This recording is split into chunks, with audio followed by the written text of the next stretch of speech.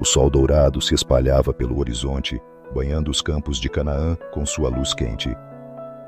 As ovelhas pastavam tranquilamente enquanto um jovem de 17 anos caminhava entre elas, com um olhar cheio de sonhos. José, o filho amado de Jacó, vestia uma túnica de cores vibrantes, um presente especial de seu pai, que simbolizava o favoritismo que ele recebia dentro da família.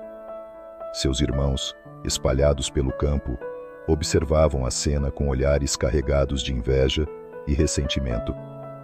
Enquanto trabalhavam arduamente no pastoreio, José parecia ter uma posição especial, protegido das tarefas mais pesadas. Mas não era apenas a túnica que despertava o ódio dos irmãos. Eram seus sonhos. Certa noite, José reuniu a família e compartilhou algo que o havia marcado profundamente. "Tive um sonho", disse ele, sua voz cheia de entusiasmo. "Estávamos no campo amarrando feixes de trigo, e o meu feixe se levantou e ficou de pé, enquanto os de vocês se curvavam diante dele." O silêncio que seguiu foi pesado. Os irmãos se entreolharam, suas expressões endurecendo. "Então você acha que vai reinar sobre nós?", disse Rúben, com desdém. O ressentimento no grupo crescia a cada palavra. Dias depois, José teve outro sonho. Desta vez, vi o sol, a lua e 11 estrelas se curvando diante de mim. Mesmo Jacó, que amava José, franziu a testa. "O que está dizendo, meu filho? Que eu, sua mãe e seus irmãos nos curvaremos diante de você?" Os irmãos, tomados pela raiva, decidiram que não suportariam mais aquilo. O calor do meio-dia pesava sobre os ombros de José, enquanto ele caminhava pelos campos em busca de seus irmãos. Seu pai, Jacó, o havia enviado para ver como estavam. Ele não fazia ideia do que o aguardava. Ao avistá-lo de longe, os irmãos trocaram olhares cheios de malícia. "Lá vem o sonhador", murmurou Simeão, seu tom carregado de desprezo. Judá apertou os punhos. "Essa é nossa chance. Vamos matá-lo e dizer que uma fera o devorou." Mas Rúben, o mais velho, hesitou. "Não derramemos seu sangue. Apenas joguemo-lo numa cova." Ele planejava resgatá-lo depois. José se aproximou, despreocupado. "Irmãos, meu pai me mandou vê-los." Antes que pudesse reagir, mãos ásperas o agarraram. Sua túnica colorida foi arrancada com brutalidade. Ele tentou lutar, gritando, mas foi empurrado e caiu com força dentro de uma cova profunda. O choque percorreu seu corpo. Ouvia os irmãos rindo acima dele. O tempo passou lentamente até que uma voz diferente ecoou. "Vejam, mercadores ismaelitas." Judá teve uma ideia. "Por que matá-lo se podemos vendê-lo? Afinal, ele ainda é nosso irmão." Os irmãos puxaram José da cova à força. Ele mal teve tempo de entender o que acontecia antes que suas mãos fossem amarradas e ele fosse entregue aos mercadores por 20 moedas de prata.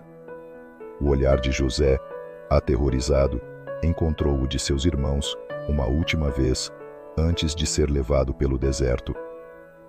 Enquanto isso, os irmãos ensopavam sua túnica no sangue de um animal e se preparavam para mentir a Jacó. A traição estava completa. José não voltaria para casa. As correntes que prendiam os pulsos de José tilintavam enquanto ele era conduzido pelos mercados do Egito. De príncipe favorito de seu pai, agora era apenas uma mercadoria. Foi comprado por Potifar, um oficial de Faraó e capitão da guarda. Os primeiros dias foram duros, mas José se recusava a se entregar ao desespero. Mesmo como escravo, mantinha sua fé e trabalhava com dedicação. Com o tempo, Potifar percebeu que tudo o que José fazia prosperava. Havia algo diferente nele, um favor divino que o destacava. Impressionado, Potifar o promoveu a administrador de sua casa, confiando-lhe tudo. José, de escravo, se tornava o homem mais poderoso dentro da residência. Porém, um novo perigo surgia. A esposa de Potifar, passou a observá-lo com olhos cobiçosos. Dia após dia, ela tentava seduzi-lo. "Deite-se comigo", sussurrava. Mas José se mantinha firme. "Meu Senhor confiou em mim. Como poderia eu pecar contra Deus?" Até que, em um dia fatídico, ela agarrou sua túnica. José se desvencilhou e fugiu, deixando a veste para trás. Humilhada, a mulher gritou, acusando-o de tentar abusá-la. Quando Potifar ouviu a falsa acusação, sua fúria foi imediata. Sem chance de defesa, José foi lançado na prisão. De novo, tudo parecia perdido. As grades frias da prisão se fecharam com um estrondo atrás de José. Mais uma vez, ele havia perdido tudo: de filho amado a escravo, de administrador a prisioneiro. Mas mesmo ali, no fundo do poço, sua fé permaneceu intacta. Os dias passavam lentamente, mas José não se entregou à amargura. Ele trabalhava, ajudava os outros presos, mantinha sua integridade. Logo, o carcereiro percebeu sua honestidade e lhe concedeu responsabilidades dentro da prisão. José, mesmo na escuridão, florescia. Foi então que 2 novos prisioneiros chegaram: o copeiro e o padeiro do faraó. Ambos tiveram sonhos perturbadores na mesma noite e estavam inquietos. "Por que estão tão tristes?", perguntou José. "Tivemos sonhos, mas ninguém pode interpretá-los." José, confiante no dom que Deus lhe dera, respondeu: "As interpretações pertencem a Deus. Contem-me seus sonhos." O copeiro contou primeiro. Uma videira com 3 ramos crescia, e ele espremia as uvas no copo do faraó. José sorriu. "Em 3 dias, Faraó te restaurará ao seu cargo." O padeiro, animado, contou seu sonho. 3 cestos de pão sobre sua cabeça, mas pássaros vinham e os devoravam. José ficou sério. "Em 3 dias, serás executado." 3 dias depois, tudo aconteceu exatamente como José dissera. Antes que o copeiro partisse, José pediu: "Lembre-se de mim perante Faraó." Mas o copeiro o esqueceu. José permaneceu na prisão, esperando. Mais uma vez, parecia que seus sonhos estavam distantes. 2 anos se passaram. José continuava esquecido na prisão. Mas então, algo inesperado aconteceu nos corredores do palácio. Faraó teve um sonho perturbador. Ele viu 7 vacas gordas saindo do rio Nilo, seguidas por 7 vacas magras, que devoravam as primeiras. Em outro sonho, 7 espigas, cheias de grãos, eram consumidas por 7 espigas secas e queimadas pelo vento. Nenhum sábio do Egito conseguia interpretar. O palácio estava em alvoroço, e o desespero de Faraó crescia. Foi então que o copeiro real, aquele que José havia ajudado na prisão, finalmente se lembrou dele. "Majestade, conheço um homem que interpreta sonhos." Imediatamente, José foi chamado. Após anos no esquecimento, ele se apresentou diante de Faraó. Sua aparência foi transformada. Barba feita, roupas limpas. Mas sua fé permanecia a mesma. Faraó contou seus sonhos, e José, com serenidade, respondeu: "Os sonhos são um só. Deus revelou o que está para acontecer." Ele explicou: 7 anos de fartura viriam, seguidos por 7 anos de fome devastadora. O Egito precisava se preparar. Faraó ficou impressionado. "Onde encontraremos alguém tão sábio quanto este homem?" Naquele momento, a vida de José mudou para sempre. Faraó o nomeou governador do Egito, concedendo-lhe um anel real, vestes de linho fino e autoridade sobre toda a terra. De escravo a prisioneiro, e agora, o segundo homem mais poderoso do reino. Mas sua história ainda não havia terminado. Os anos de fartura passaram rapidamente. Graças à sabedoria de José, O Egito armazenou alimento em abundância. Mas então veio a fome, não só no Egito, mas em todas as terras ao redor. Pessoas de diversas nações viajavam para comprar grãos das mãos do governador egípcio, e entre os famintos estavam os irmãos de José. Jacó, ouvindo que havia comida no Egito, enviou seus filhos para buscar mantimentos. Eles chegaram ao palácio e foram conduzidos à presença do governador. Não o reconheceram. Para eles, José estava morto há anos. Mas José os reconheceu imediatamente. Seu coração bateu acelerado. Ali estavam aqueles que o traíram, que o venderam como escravo. Os irmãos se curvaram diante dele. O sonho de José estava se cumprindo. Ele conteve a emoção e, com voz firme, perguntou: "De onde vem?" "Da terra de Canaã, para comprar mantimento." José, escondendo sua identidade, os acusou de serem espiões. Os irmãos, apavorados, tentaram se defender. "Somos filhos de um mesmo homem. Éramos 12, mas um já morreu, e o mais novo está com nosso pai." José prendeu Simeão e exigiu: "Tragam o irmão mais novo. Só assim provaremos que dizem a verdade."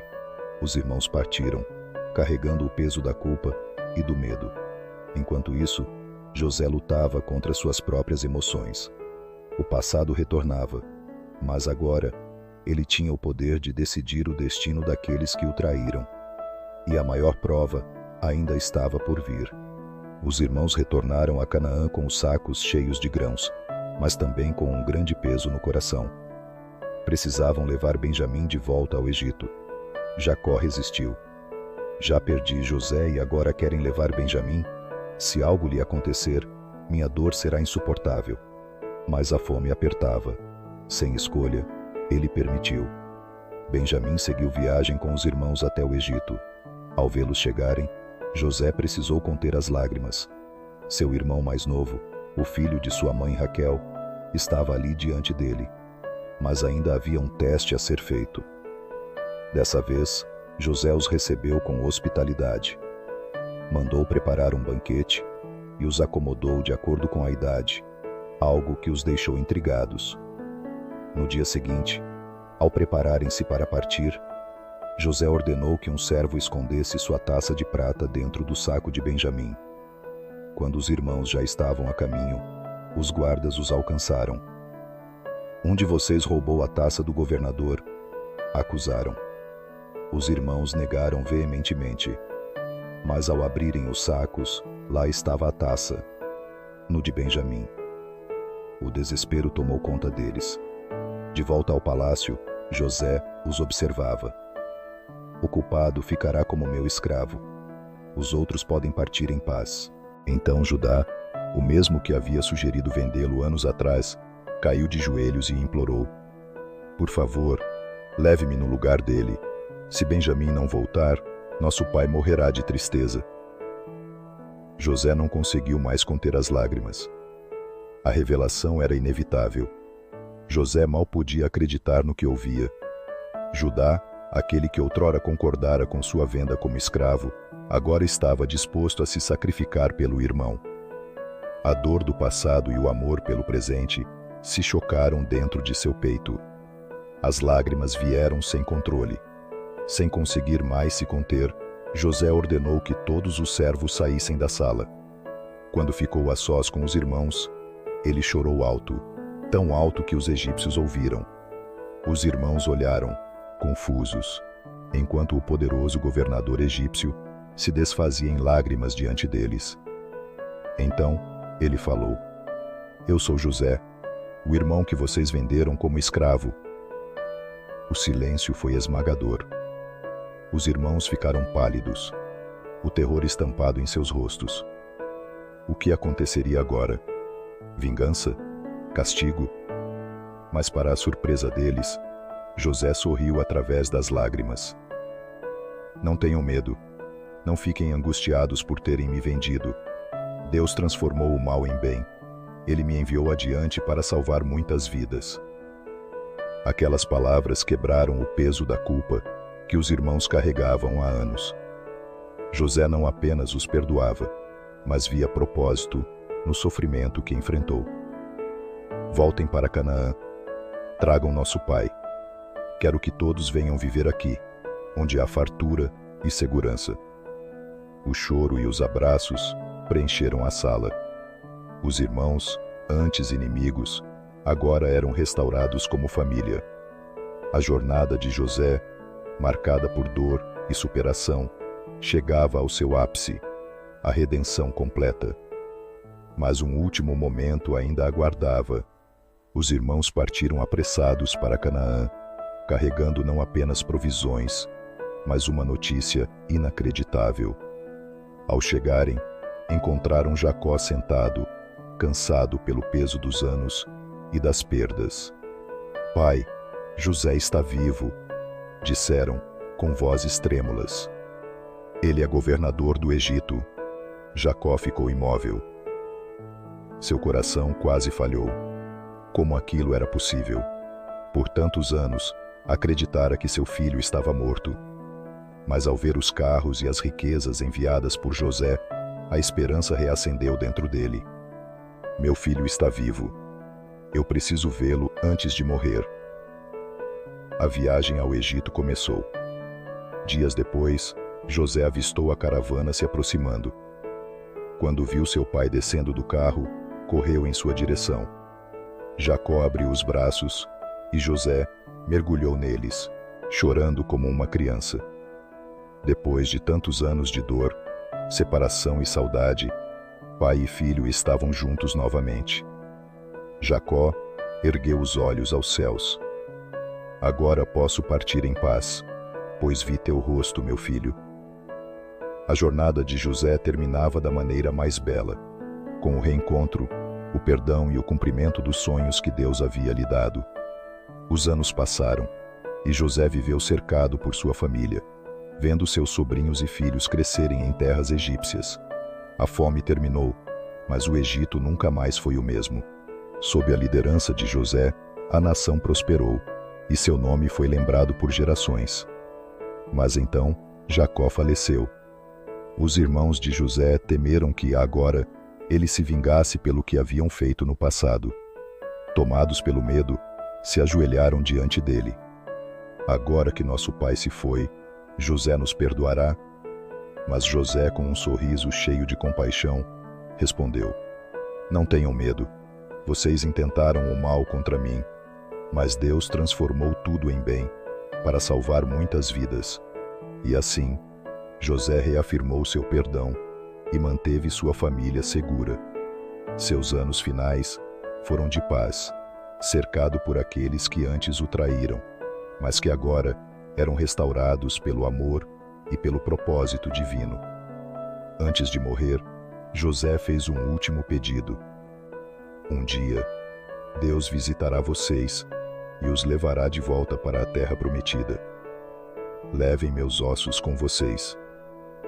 E assim, o menino sonhador que foi vendido como escravo, terminou sua vida como um líder inesquecível, provando que nenhum sofrimento é em vão quando está nas mãos de Deus.